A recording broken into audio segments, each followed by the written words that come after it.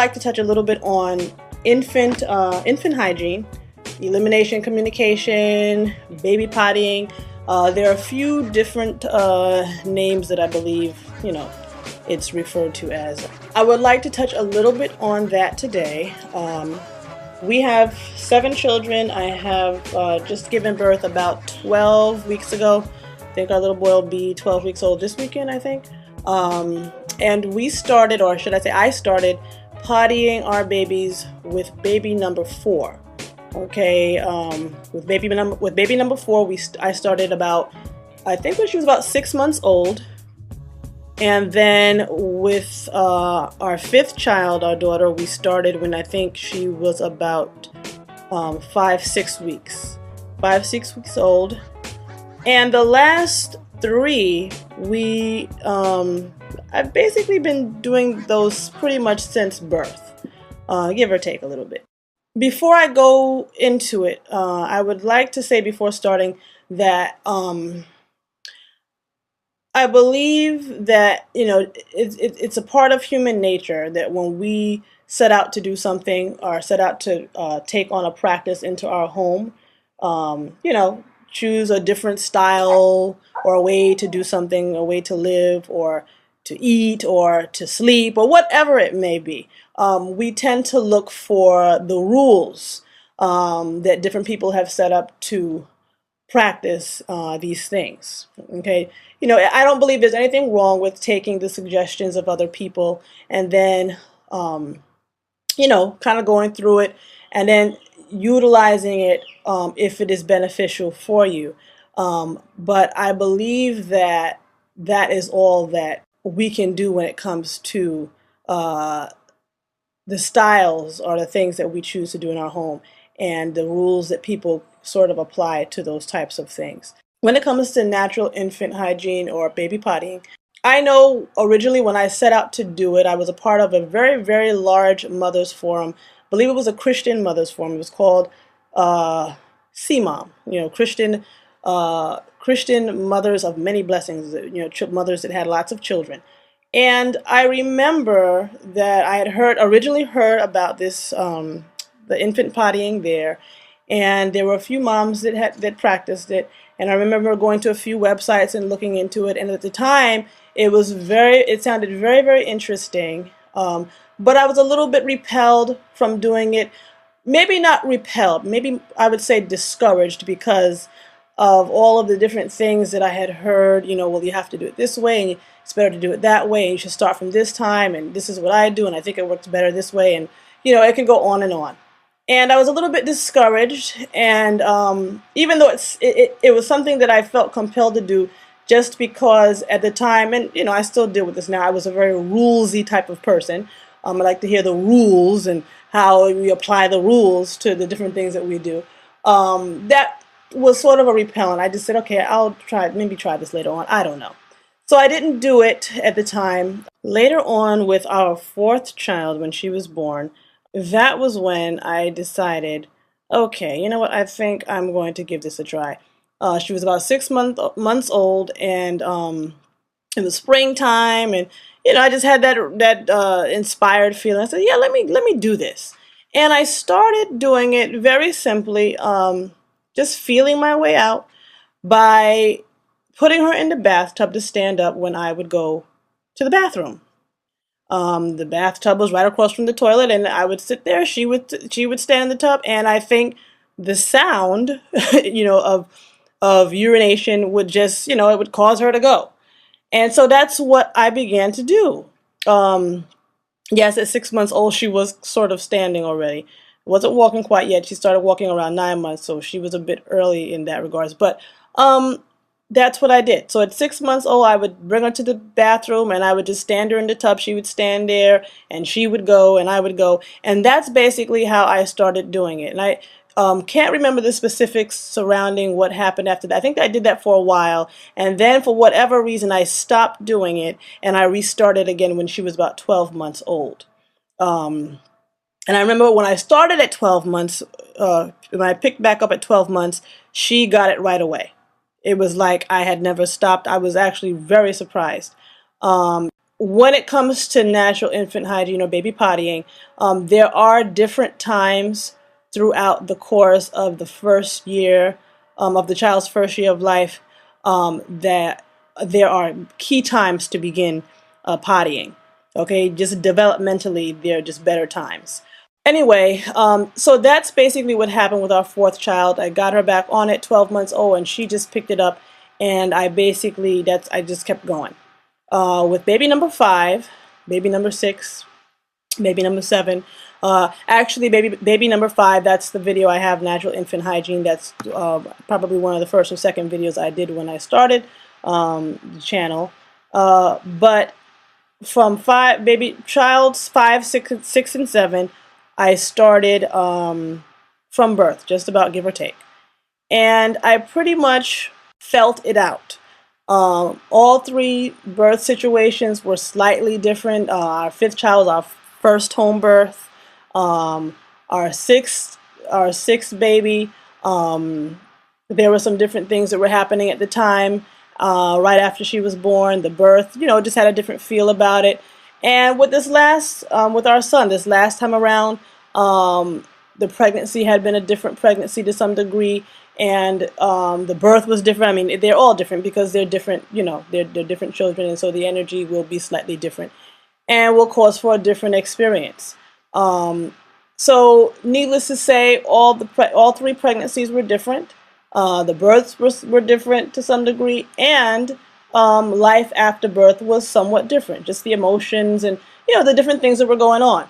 All of these things, I believe, play a part or play a role in how a mother, if she is choosing to go the way of infant pottying, play a role in how she is going to go about doing it.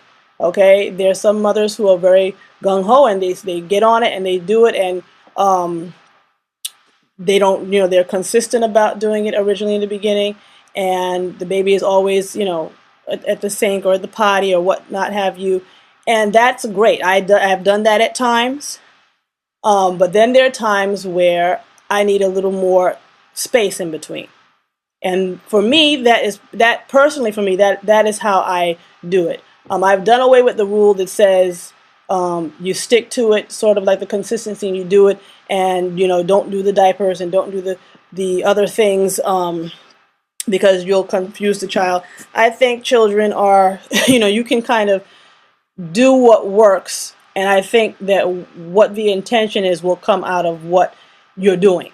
That I can only say that because that has been the experience that I have had. That's what the experience has been in my home.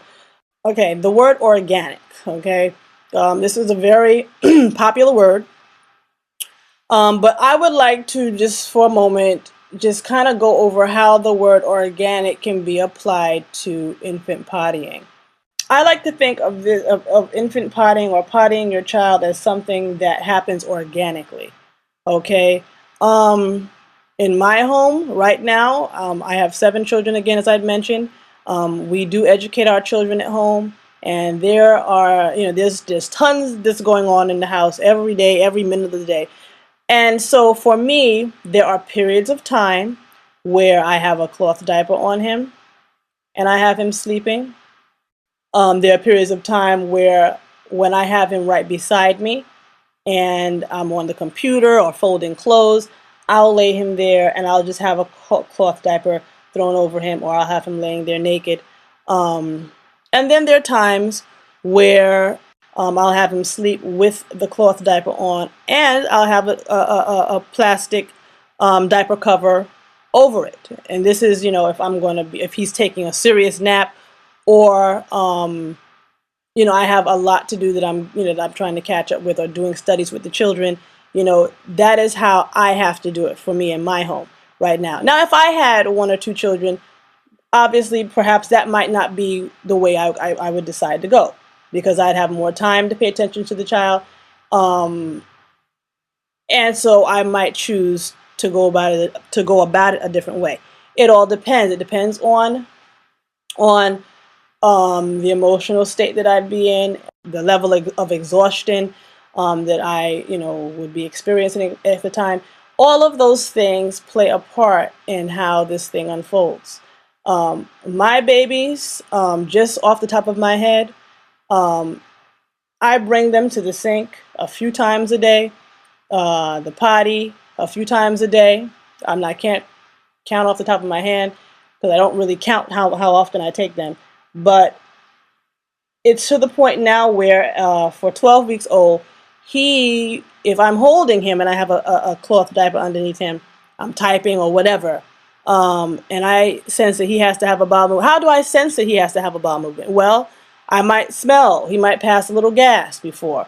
Um, there are times where he gets just very feisty and bouncy, and he just starts squirming all over the place. Sometimes I'll realize it. Sometimes I don't realize that's what it is. I think, oh, maybe he's hungry. You know, now as of perhaps I think this week when I've noticed that when he begins to send off signals that he has to go, and I don't pick up on them right away, he'll let a little bit out. So I notice I'll pull the diaper away and I'll see a little bit of yellow there. And I'm like, oh, he has to go. He's holding it. And now, mind you, I'm not putting him over the sink 100% of the time. He's not naked all the time. There are times he has a diaper on. But just from what I've done with him, he has picked up on the fact that, I hold it until I can get to this place. And if he sees that, I don't have him, then he'll go. But he has been able to retain that information in his psyche or whatever, what have you. So that is what's going on right now. He is sleeping right now. I kind of have him in his bassinet, and he has a diaper. I have a diaper he's laying on a diaper, and then I have one tossed on top of him. And I just think it's important that they kind of get the feeling of just being exposed, being open, not having something covering them all the time. So even if my intention is not to get him to the sink, there are times where I will allow him to just kind of sleep, and I'll just put diapers underneath him and have his little tushy sticking up in the air, and just have him get used to or accustomed to not having the diaper on. And I guess the thing is, what's funny about it is because obviously if you've been doing this, then it's not something that they would have to get accustomed to, because that's what they know. So what I probably should say is keeping them used to the feeling of not having something on them all the time, or something covering their genital area all the time. So there are times where he does have it covered, and then there are times where he doesn't. But when he doesn't, I try to make that time really count. So there are times again where he'll begin urinating. I'll feel a little bit of warmth, and he'll hold it. I'll run him to the sink. Now there are times where I will nurse him, and I know that when he nurses, he's going to urinate. So right after I nurse him, I'll bring him straight to the sink, and he'll go have a bowel movement, and he'll go and urinate as well. There are times where he's napped for quite a while, an hour or change, or over an hour and a half, 2 hours. And I know that when he wakes up, the first thing he's going to do is go. So as soon as I get him up, I bring him to the sink, and he'll pee. Sometimes he might have a bowel movement. It all depends. But the thing is that I'm doing something. I'm keeping that in motion. I have him over the sink. When I have him over the sink, I make that a pleasant experience. I smile. He smiles at me. He makes little noises. I'm not doing it as much now, but I was originally in the beginning specifically to get him really adjusted to it, and used to what was happening over the sink. I would make a little clicking sound with my tongue, and I would smile. And this was something that I would do each time I would take him to the sink, and he would go. I do it every now and again now, but not as often. But he knows that when he's in that position now, because I've been doing that, since pretty much since birth. He knows that, okay, this is poo-poo pee-pee time. So he will go just about every time I would take him. And this is not to say that there are times that I don't miss taking him. There are those times too. As mothers, I think that is probably one of the bigger discouragements. How am I going to deal with the poops? and the pee pee, and especially with breastfed babies because they tend to go very explosively and they go more frequently because the breast milk is more easily digested, so it just moves through the body much quicker. But that is something that works its way out. It's something that for me, when I've gotten them to the bathroom, they go, and if they go in the cloth diaper, I rinse it and toss it in the hamper. I have not made a big deal about it. I think what happens again is everything is mental. And I think what happens is we build mountains out of the things that we're a little bit resistant to. This will give us reason not to do something or to do something else. And that's okay.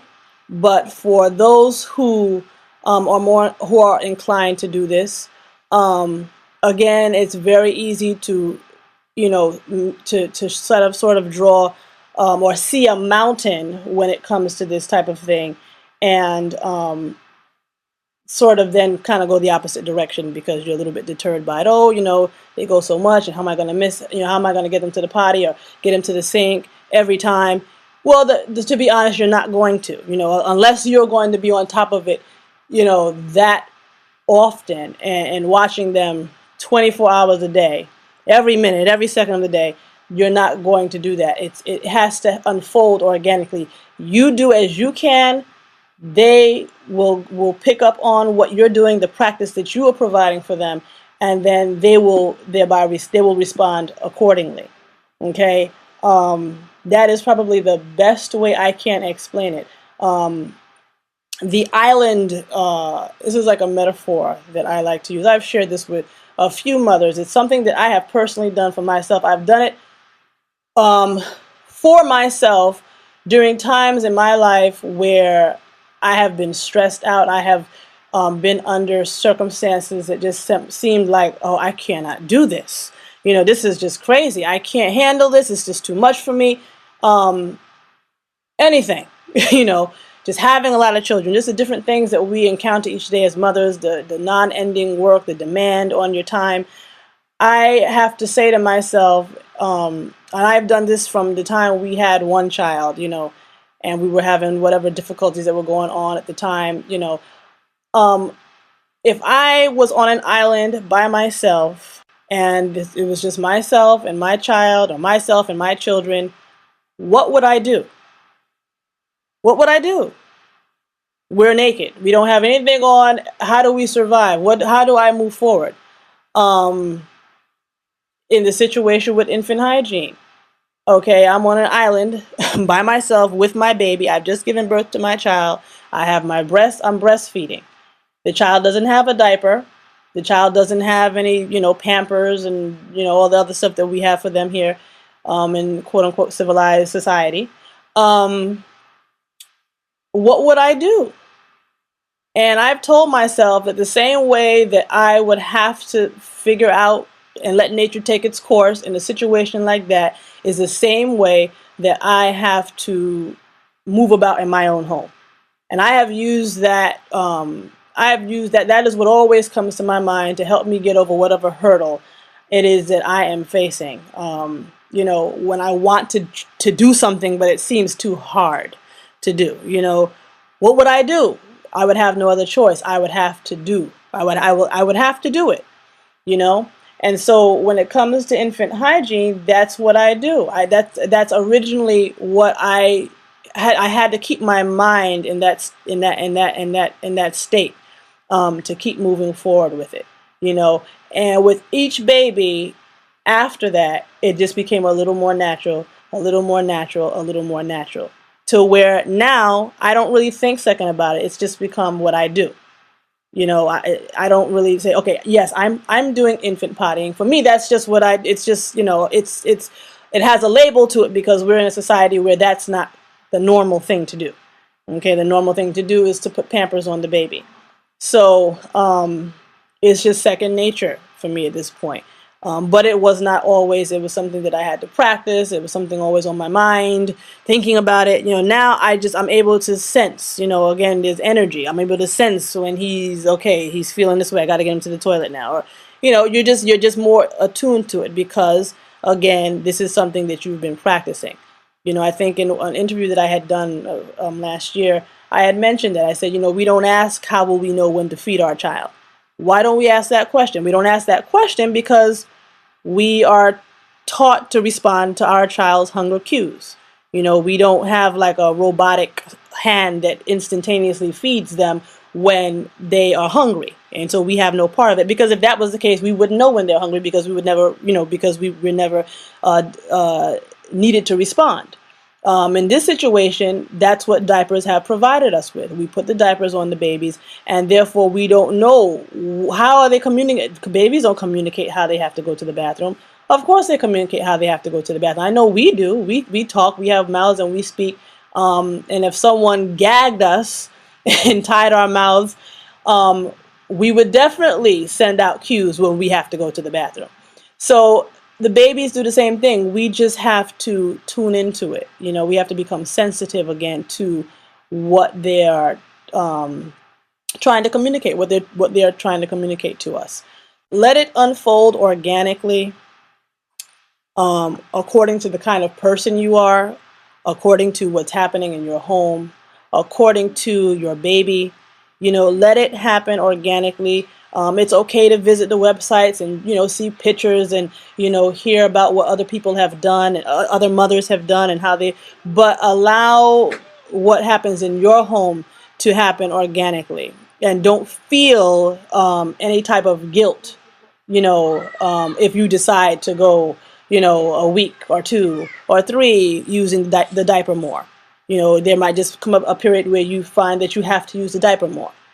And then there might come a period where you're you're freer, and you're able to keep the diaper off. Flow with it. Just flow with it. Do as you feel. We're always inclined to sort of do as people dictate rather than do as we feel. I will say that for the last 4 children, as far as the nighttime experience is concerned, there have been different things practiced. There were times where I'd lay the baby beside me, because they always sleep beside me anyway, and I would sort of just do the cloth diaper thing, keep them on cloth diapers, and if I would feel them fidgeting at some point in the night, I would sit them up, put them on the potty, have the potty right beside me.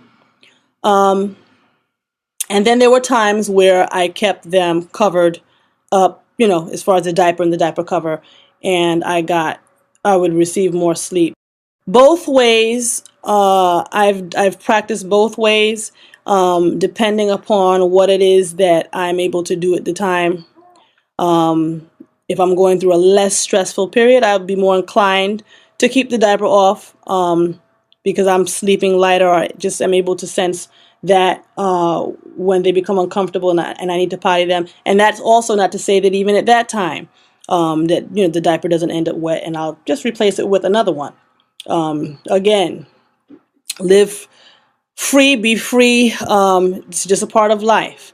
As far as covering them with the diaper, I tend to do that if if I just have more going on. My day is much more difficult. I'm getting to bed later, and my sleep might be a little bit harder, and I have to get up early. It really depends, again, on what is happening in my home at the time. Right now, he sleeps with the diapers at night, and I just I'll get up, I'll change him as I need. I'll nurse him, and if while I'm nursing him I sense that he has to go, I'll go to the sink and potty him there. And actually, with this one, I've been bringing him to the bathroom more so than using the potty. Only probably because I have a 2- and 3-year-old, and they're using the potty. But that's just what's been going on this time around. So again, just being free, doing as you need to do in your home, and don't allow the nighttime pottying to become, again, something that is, just, it seems to be insurmountable. Again, it can be done.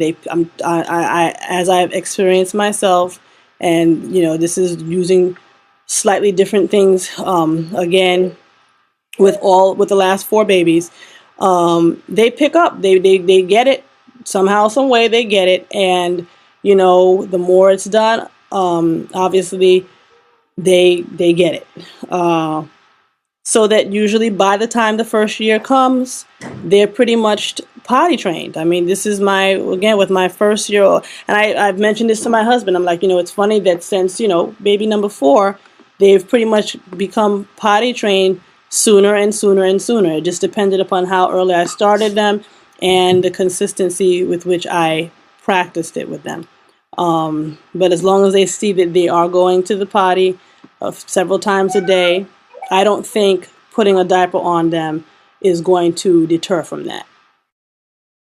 When we visit family, friends, or we're just taking an outside outing, right now I cover the baby up. If he's wet when I get to wherever I'm going, I change him. Again, if I nurse him and he needs to go, I'll potty him. Again, remaining very free. I just go with it as I feel. If I'm visiting my parents' house, I keep a diaper on him only because, he's being passed around and he's held by the grandparents. But again, I will bring him to the sink to go when I nurse him or I see that he may need to go.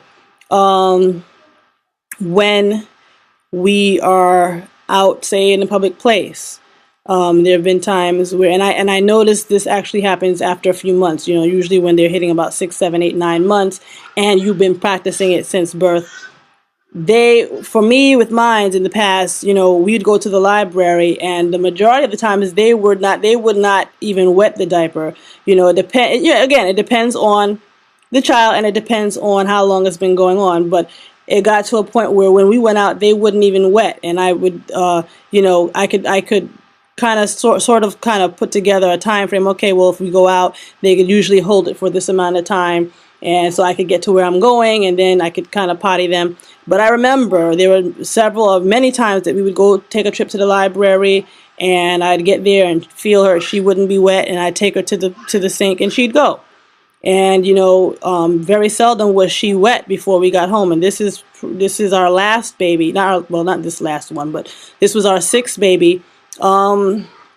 It may be like 7, 8, 9 months. I can't remember exactly, but about that time. I know definitely before she was a year old.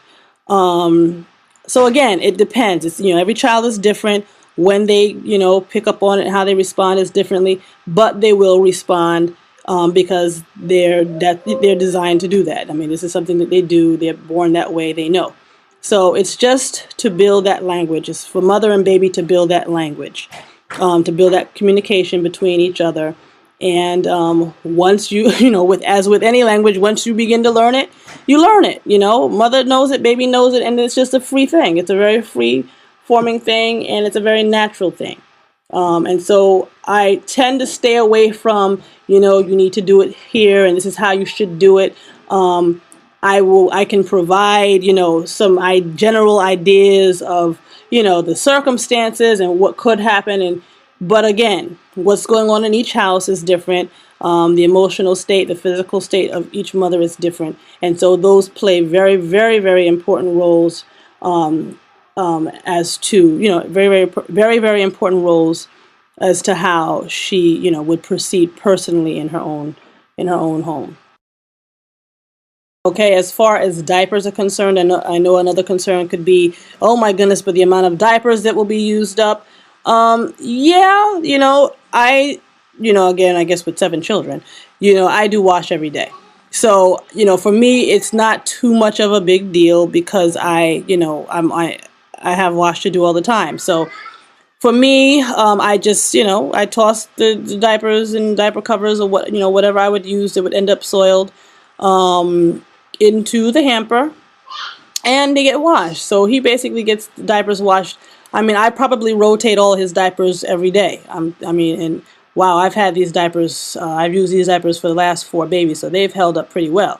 They're kind of, this is the last use definitely, but they have held up well, and I wash them probably, once every day. I rotate all of them, or maybe once. I guess it would depend upon how busy the day is too.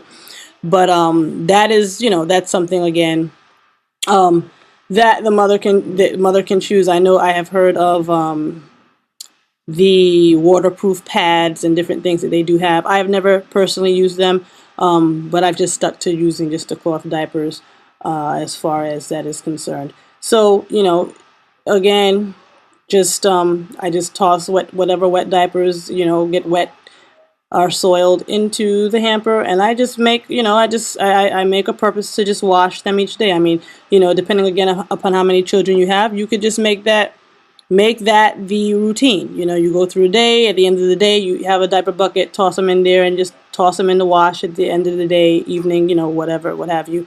And it's a practice. You do it, you feel it out. Does this feel good to me? Okay, I'm gonna do this. We make some minor adjustments here, make some major adjustments here, and it's how it works for you. You know. So that is addressing the diaper concern.